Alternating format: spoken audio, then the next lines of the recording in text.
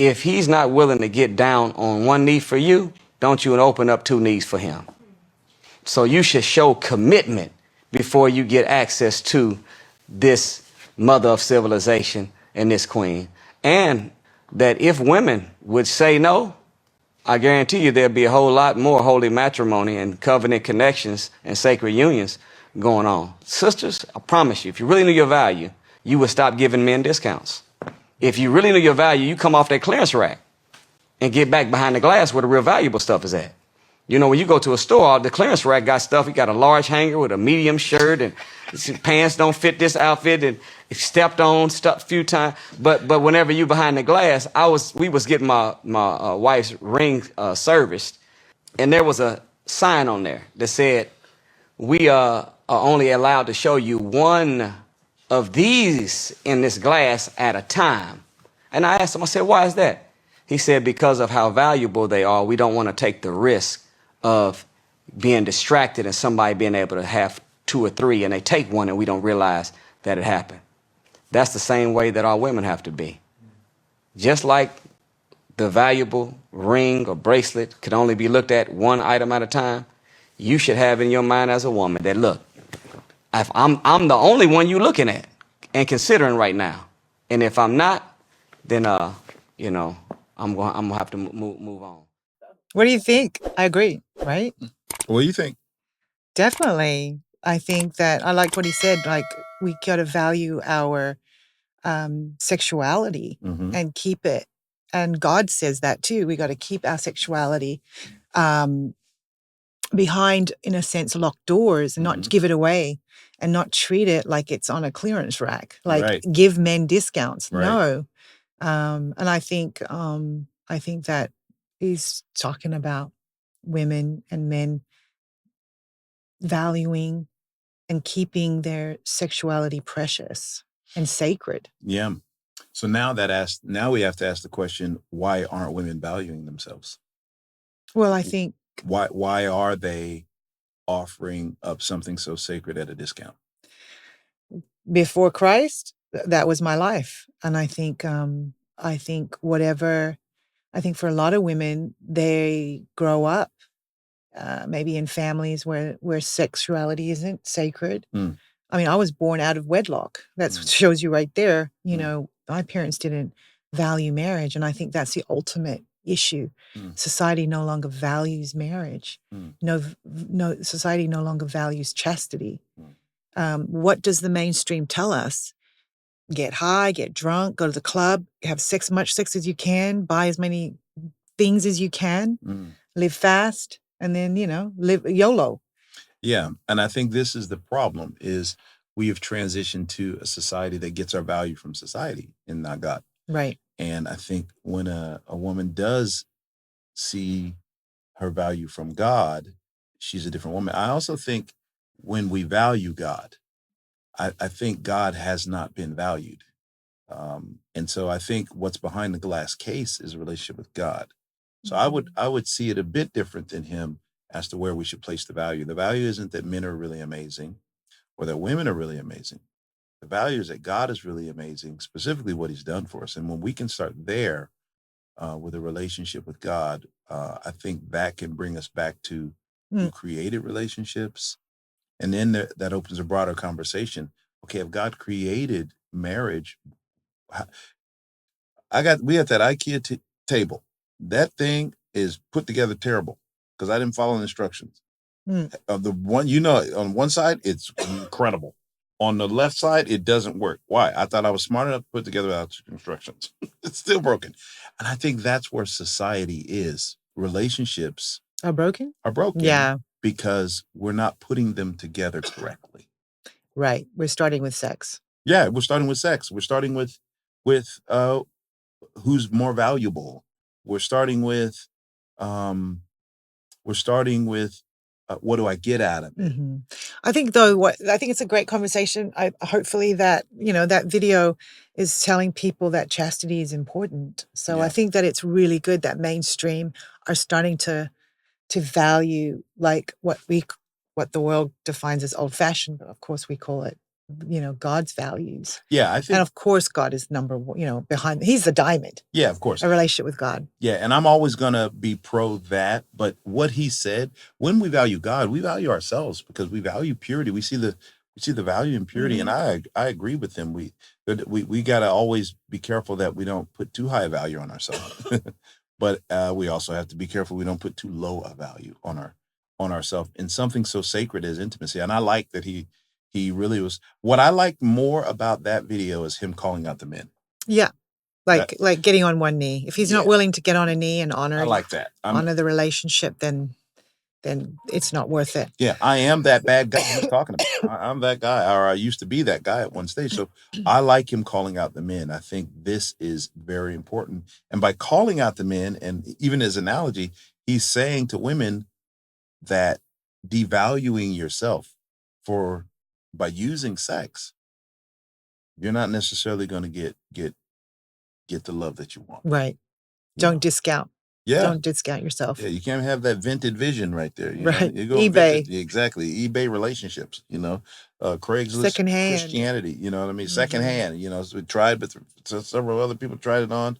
Charity shop relationships, where, I think, I think his heart to go, I like that he went after the men. Hey, I like that. I think that is a conversation that all men need to have. Mm-hmm. And I think women need to, hear him loud and clear as well. Because, on the other hand, it's like, why are you using something so sacred to get a relationship? For a lot of women that are maybe religious and are already waiting, in celibacy for the right man to come along, the question is, why do these women, after 10 years of celibacy, crack and not wait? When a guy maybe comes along and they're just like, oh man, I've held out too long. I need to just go for it. And they just kind of, without the ring, maybe lose, get into a relationship when they know they should have waited for God and obeyed God and trusted the process. So I think for me, I think that women have what's really pressing on a lot of women is that biological clock. So there's the pressure of, okay, I only have X amount of time biologically as well if I want to have children. And you talk about this a lot, is that there are seasons for women where we're in our prime. And those are the seasons that we need to capitalize on. You can extrapolate on that. But I think there's this biological clock, there's that pressure. And then I think there's in that week, there's that we start to doubt God's promises when time goes by, because our time and God's time are completely different wavelengths. So there's no real right or wrong. I think in terms of, I don't have an answer as to why women can want to give up, but I think it's an issue of maybe the biological clock ticking, pressure from family, pressure from society, and then just not wanting to be alone. That loneliness. Yeah, that's deep. There's a lot there. I think there's a lot there. I think that's a multifaceted answer. I think one of the answers is, and we're going to have a show on this one. I think sometimes even as Christians, we're single not by choice, we're single by choices. Because even as a single who's waiting patiently, I've seen ones that wait patiently, but really it's not patient. It's patient with a condition.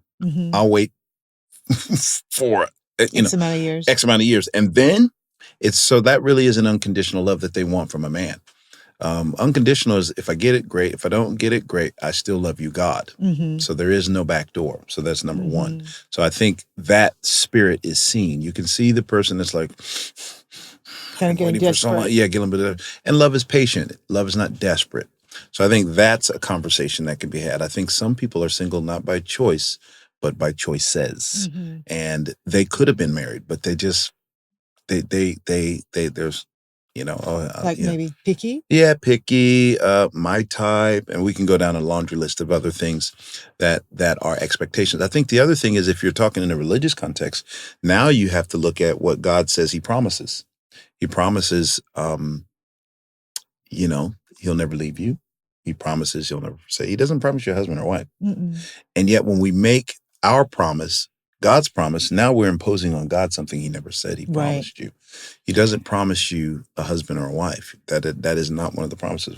That's a difficult teaching, but that is one of the conversations that people are unwilling to have because they don't want to think about never having, quote unquote, a physical relationship when they have a relationship with God. Now, the other broader conversation is why is society like this? and how come this wasn't a talking point very much before the 70s? Because, there were so many women that were people get married. The sexual revolution, we're really reeling from the fruits of feminism and the sexual revolution. We're feeling the effects of that now. Yeah. And that is not a topic that everyone talks about. So the sexual revolution didn't do very much for us in the way of building family or creating an ecosystem where we can choose and we value being together. No, it created an ecosystem where we value choosing who we want to sleep with for the night. Yeah. And so now we're left. So now that brings the conversation back to how do we repair society so men start valuing chastity, so women stop going, hey, I want to give away my body. We got to go back to God. Mm-hmm. We have to. Mm-hmm. It's just, you can't get around it. You can't download the application. There's no podcast that can fix it. There's no, right. We can blame our dad and mom even for not being great examples. Yeah, it's a larger issue. Yes. So you can't just fix a small issue. It's just people are not God followers. Yeah, they're not God. And I feel like all the podcasts that we talk and we hear, it's all about the fruit. How do we fix the fruit? The fruit. We don't want to go back to the root. Yeah. The issue is the root. Like the root problem is we live in a fallen world. It isn't even that dating is fallen. It isn't even that men have fallen, women have fallen. We live in a fallen world for like 6,000 years.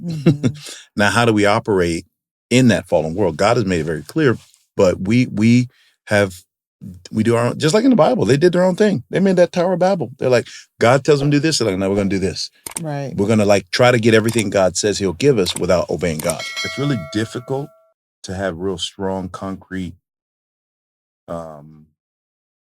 ideas if you don't go back to the originator of those ideas, which is God. It all goes back to God. It's like, okay, well, how did God make relationships? Design relationship. How did he design sex? You know what I mean? How did he design sex?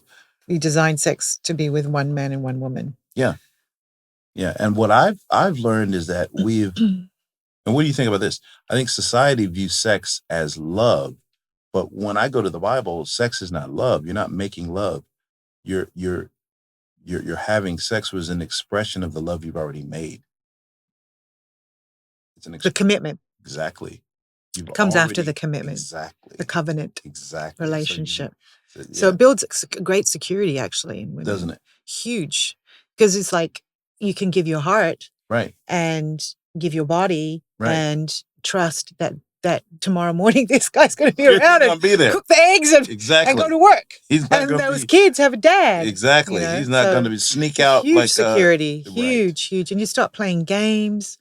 And that's, marriage is not easy, but it does build a security and a great peace. Yeah. Here we are, going on 23 years. Yeah. We're living an example that you do it God's way, it works. It works. It really does. It isn't all about you at times. It is about valuing God, valuing your own integrity and body, and then finding someone who has those same convictions. Yeah. And if you wanted to boil it down on sort of more of a practical level, marriage is a factory for bringing up children. So it's the perfect environment where there's a male and a female imago, which the image of God in the male and female, showing children God, the relationship, love, and then those children are able to grow and flourish. That is the ideal testing tube, if you will, so now for producing fabulous citizens. You just went deep right there. Right. Because marriage is amazing. It's built by God. It's not just about the couple and being in love and having sex. But after a while, that's, that's great, but it's not what is sustainable for society is a healthy family unit. Yeah, I like that, because when you look at God, God is both kind and stern. God is not just kind.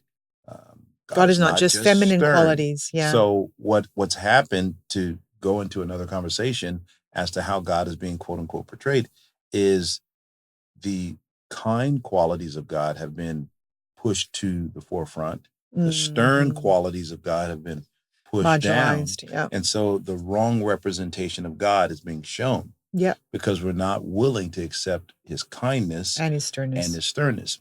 And if God we just made want us, heaven, we don't realize the consequences of it. Exactly. So if God made us in his image, then that means we need to be a representation of God's kindness and his sternness. And I think it's more natural that the kindness side of God's character is shown in women. It's more natural that the sternness side is shown in men. But unfortunately, where society is at now, you're actually seeing more sternness with women, more softness or with guys. And this is difficult, because this is not how God. No. And again, why? Because there was a breakdown. Exactly. A lot of men are brought up in single mom households. They don't know they don't know. And a woman can't be stern. So she has to be stern a little bit. Right. Because she's dad and mom. Yeah. So women they got to be masculine. Yeah. They had to. So, and guys don't know how to be a man. That's why we got to go back to the basics. Exactly. That's why I got to go back to the basics. Got to go back to the. And that's what I think some of this video was talking about. Like, before you give your precious jewels away, is he willing to get down on a knee? Like you said, he's got to get down on his knee before you're willing to. Now, here's what I like, because I know that guy. If I know who he is, I think he follows a belief system that I don't believe in. But what I do believe is the concept that they believe in, and the concept is submission. I think in Christianity's sake, you got to be willing to submit yourself to God. And I think a man's got to be willing to, have reverence for marriage and want to marry you. And then there's a wonderful, like I said, then what you've created is a wonderful place for a woman to thrive. Yeah, I got my diamond. One of a kind. There weren't even 3 or 4 others in the case. Just one. Michele Williamson. Awesome. Right. And I think actually the answer to the question of what women having to wait is, like, if we had more men and women baptized and if the pool got bigger, that wouldn't be such an issue. Yeah. So we've got to go make disciples. Yeah. We got to make disciples. Got to keep making lots of disciples so that there's a lot of single fish and we make our singles fired up. So we got to keep doing our job, babe. Absolutely. Go make disciples of all nations.